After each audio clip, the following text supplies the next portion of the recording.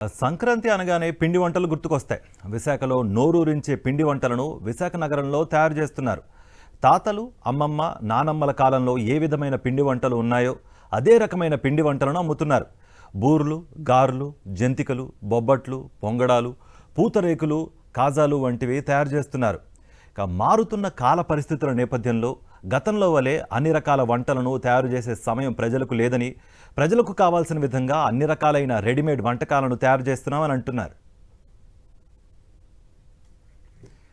మరింత సమాచారం మా ప్రతినిధి నాయుడు విశాఖ నుంచి అందిస్తారు. సంక్రాంతి అంటేనే అనేక రకాల పిండి వంటలు గుర్తుకు వస్తాయి. పల్లెటూళ్ళలో మాత్రం పండగకు 4-5 రోజులు ముందుగానే అనేక రకాలైన పిండి వంటలు తయారు చేసేవారు. కానీ పట్టణాలకు వచ్చేసరికి ప్రజలకు అంత సమయం లేకపోవడంతో వారికి కావాల్సిన అన్ని రకాల పిండి వంటలను ప్రత్యేకంగా తయారు చేస్తున్నారు.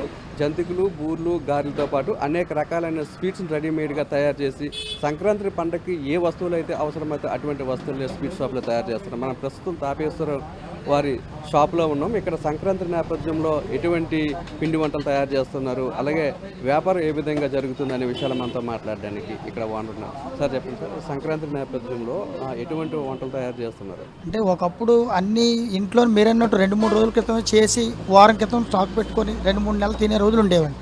ఇప్పుడు ఈ ఆధునిక కాలం మారే కొలది అసలు కాలం అంత టైం ఎవరికీ లేదండి.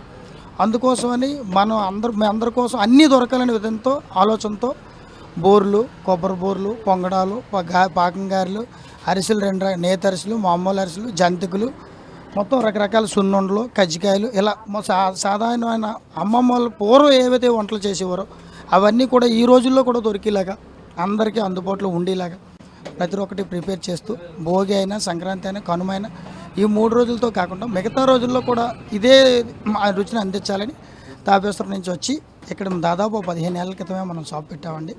సార్ మీరు ఎక్కడి నుండి వచ్చారు, ఏం కొనడానికి వచ్చారు సార్? మా దక్కేపాలెం అండి. సో నేనైతే బూర్లు, పొంగడాలు రెగ్యులర్గా చిన్నవి చేసుకుంటాం, అది చేసుకోలేని కొన్ని తీసుకుందామని వచ్చాను. ఇక్కడ పొంగడాలు, బూర్లు బాగా ఫేమస్ అని చూడడానికి వచ్చాను అన్నమాట ఈ సంవత్సరం. ఇప్పుడు నార్మల్గా రెగ్యులర్గా చేసుకుంటాం, బట్ మన టైం కుదరకి ఈసారి చేసుకోలేక ఎప్పుడైతే మనకి దగ్గరలో ఎప్పుడే అవైలబిలిటీగా ఉన్నాయని చెప్పి వచ్చి చూడడానికి వచ్చాను.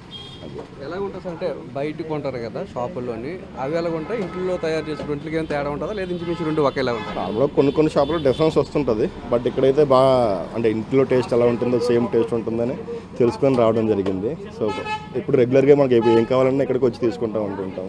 టేస్ట్ పరంగా అయితే మాత్రం ఆల్మోస్ట్ సేమ్ ఉంటుంది. సంక్రాంతి ఏ విధంగా జరుపుకుంటున్నారు సార్?